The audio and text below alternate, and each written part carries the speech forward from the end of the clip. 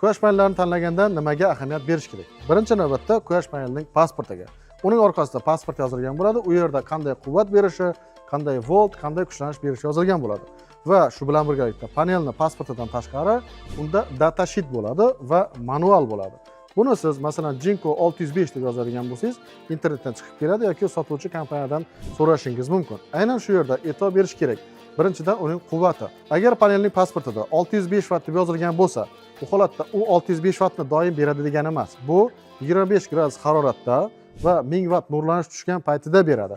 Agar real holatda o'lchaganingizda 70, 80, 90 yoki yorug'lik intensivligiga bog'liq har xil berishi mumkin. Agar biz o'lchab ko'rganimizda ham aynan hozirgi holatimizda 90-95% o'z quvvatini beryapti quyosh panellari. Ikkinchi muhim vaqt bu uning harorat koeffitsiyenti. Ya'ni bizning hududimiz issiq, quruq bo'lganligi uchun panellarda harorat koeffitsiyenti -0.30 dan past, masalan -0.29, -0.28 bo'lgan panellarni olish kerak. Shu bilan birgalikda panellarning mexanik mustahkamligi, uning korpusi juda ham muhim va har doim panellarda alyuminiy profil va tenderli oynalar bo'ladi. Uni mustahkamligini ta'minlash uchun.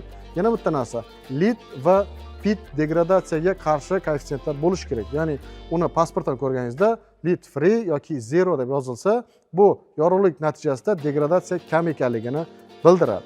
IPC ga qarang, lekin hozirda panellarda IP65, IP68 bor, ya'ni bu tashqi muhitga mos degani. Eng muhimi, tavsiya etamiz, Tier 1 ro'yxatiga kirgan brenddagi panellarni faqat ishonchli, sifatli joylardan olish tavsiya etiladi.